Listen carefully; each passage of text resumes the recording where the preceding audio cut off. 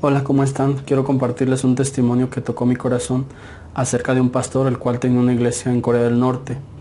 Pero no es una situación normal o no es un caso normal, puesto que en Corea del Norte es uno de los lugares donde el cristianismo es más perseguido, donde está prohibido hablar de Jesús, predicar su palabra. Pero este hermano tenía una congregación de aproximadamente 30 miembros y dice el testimonio que celebraban sus cultos en una alcantarilla. Y dice el testimonio que contaban con una sola Biblia para aquella membresía. ¿Puedes imaginar cómo eran los cultos? Yo mientras escuchaba el testimonio, mi corazón se estremecía porque dice que era en una alcantarilla. O sea que podemos imaginar que no era un lugar agradable, puesto que los aromas de un lugar así no son aromas agradables. En esos lugares normalmente hay roedores, ratas pasando por los pies de los hermanos. Pero aquellos ahí no tenían instrumentos, no tenían un micrófono, solo tenían un corazón dispuesto a adorar a Dios. Solo tenían en su corazón una pasión, un fuego por dirigir una alabanza a su Señor.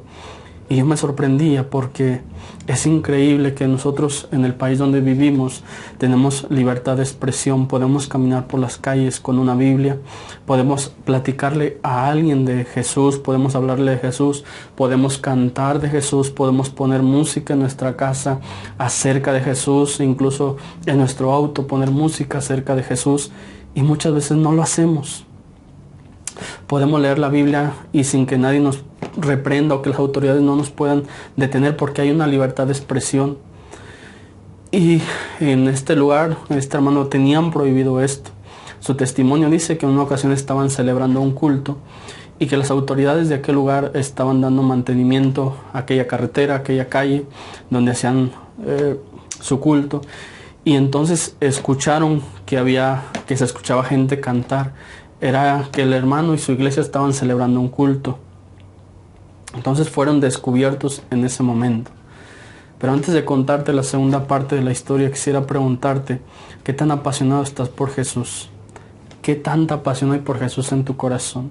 Tal vez tú me digas, estoy muy apasionado porque cada domingo estoy en la iglesia y no falto. Tal vez tú me digas porque estoy en el coro. Tal vez tú me digas porque soy maestra de niños. Tal vez tú me digas porque inicio y predico en los cultos. Estoy apasionado por eso. Déjame decirte que eso es bueno. Pero la pasión por Jesús tiene que ir más allá de eso. La pasión de Jesús tiene que ir fuera de la iglesia. Tienes que llevarlo fuera de la iglesia. Muchas veces escondemos a Jesús al salir de la iglesia. Y en nuestro trabajo no saben que somos cristianos, en nuestra escuela no saben que somos cristianos, nuestros vecinos muchas veces no saben que asistimos a una iglesia donde se adora a Jesús. Y déjame decirte que ese es un problema. Si esa es tu situación, no me digas que estás apasionado por Jesús porque lo estás escondiendo.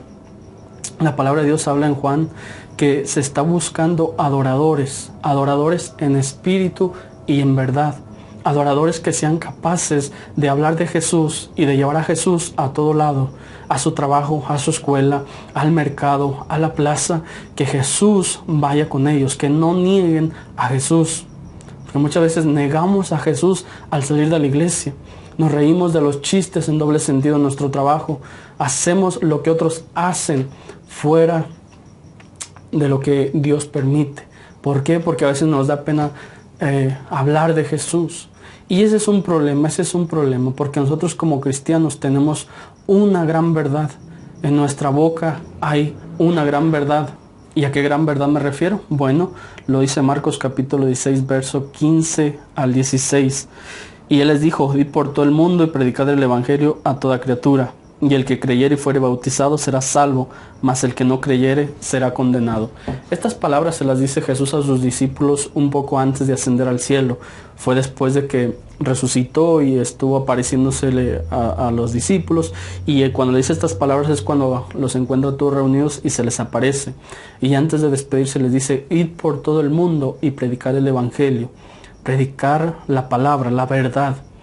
Dice, el que creyere este será salvo, mas el que no creyere será condenado. Quiere decir que lo que nosotros conocemos acerca de Jesús, quiere decir que la verdad que hemos encontrado nosotros afecta a la eternidad para bien o para mal, si la hablamos o la callamos.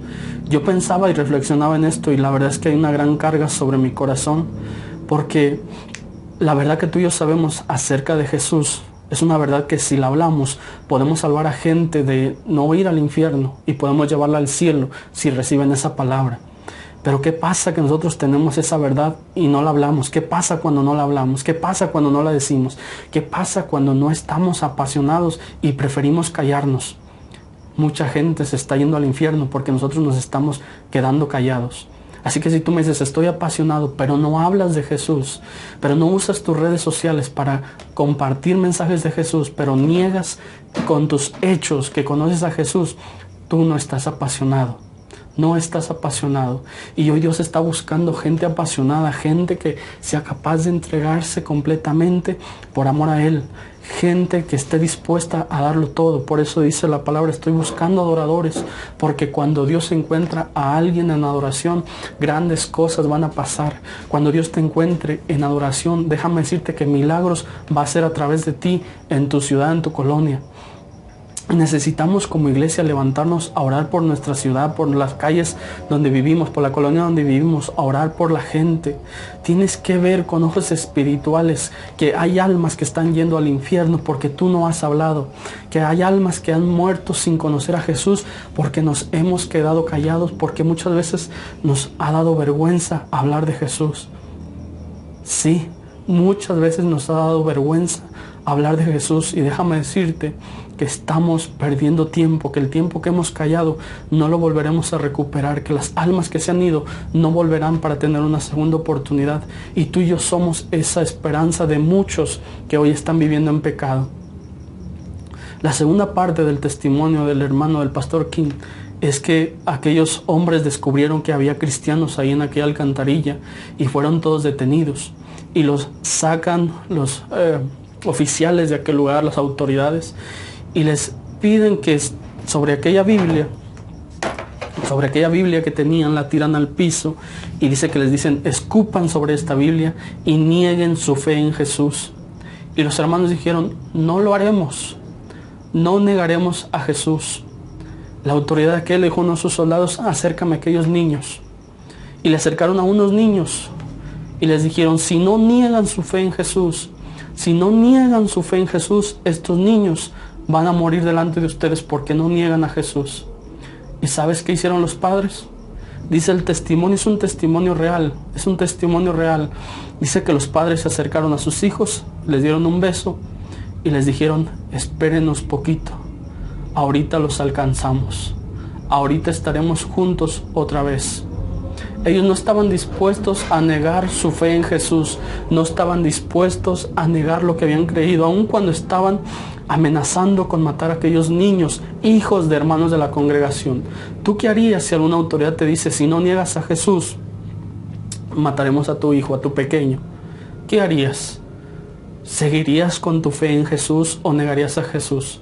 Quizá me digas, lo seguiría haciendo, seguiría creyendo en Jesús, pero es incongruente que digamos seguiría creyendo en Jesús cuando la gente no sabe que somos cristianos, estamos negando a Jesús. Entonces estoy seguro que si tomaran a uno de nuestros hijos, negaríamos a Jesús. Pero aquellos hermanos no lo hicieron. Aquellos dijeron, hijos, espérenos poquito, ahorita nos vemos en el mismo lugar. Y dice el testimonio que mataron a aquellos niños. ¿Te imaginas el dolor de aquellos hermanos? ¿Te imaginas su corazón cómo se estremecía al ver cómo mataban a aquellos pequeños por ellos no negar a Jesús? Pero su pasión por Jesús era más allá, iba más allá. Y eso es lo que necesitamos, que se levante gente apasionada por Jesús, que esté dispuesta a entregarlo todo, todo, todo. Y cuando hay gente dispuesta a entregarlo todo, la gloria de Dios va a venir a esta tierra. Más allá de ser religiosos o de encerrarnos en un solo lugar, la iglesia tiene que salir al mundo, porque Dios nos ha dado autoridad para hablarle al mundo y para echar fuera demonios. Nos ha dado autoridad para orar por enfermos y que los enfermos sean sanados en su nombre. Necesitamos que se levante gente entendiendo que la autoridad que tiene de parte de Dios va más allá para solamente estar el domingo encerrado en una iglesia. Lo que continúa del testimonio es que entonces aquellos traían maquinaria para arreglar la carretera, la calle, y había una aplanadora ahí. Y entonces les dijeron, si no niegan a Jesús, todos ustedes van a morir en este momento. Y ellos dijeron, no negaremos a Jesús, no lo negaremos. Entonces los obligaron a acostarse en el piso, uno tras otro, y aquella aplanadora iba a pasar sobre ellos y no negaban a Jesús.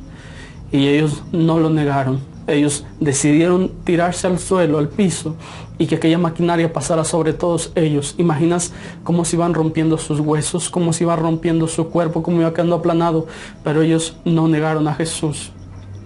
No sé qué estaría pasando por su mente en ese momento o por su corazón en ese momento, pero yo creo que ellos estaban entonando una alabanza al Señor y decían: mi corazón entona la canción, mi corazón pronto te va a ver, Jesús.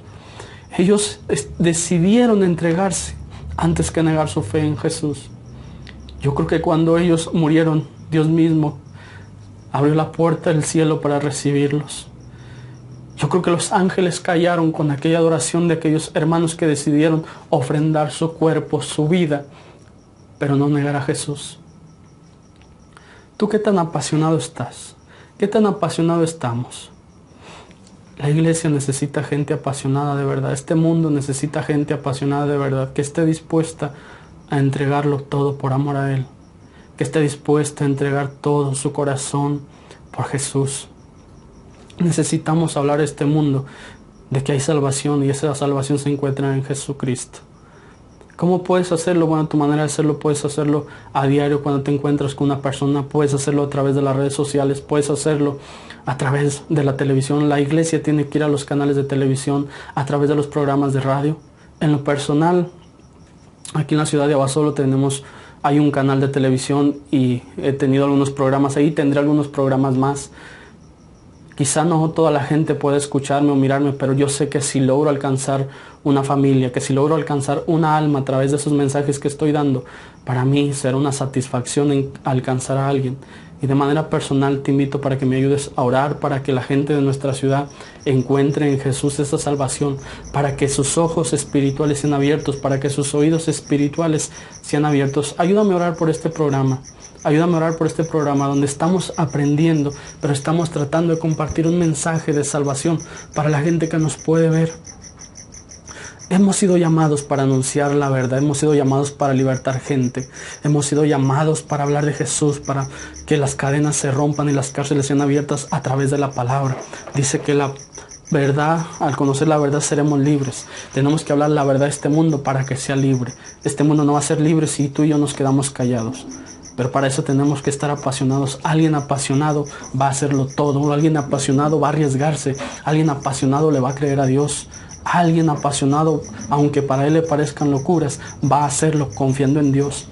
Y puedes imaginar a Noé cuando Dios le dijo: Noé, construye un arca, levanta un arca, porque va a llover. Después de muchos años que no había llovido, Noé comienza a construir un arca, comienza a cortar madera y a clavar una tabla tras otra. Cuando no había llovido, él le creyó a Dios. Era una locura lo que estaba haciendo, porque la demás gente se burlaba de él.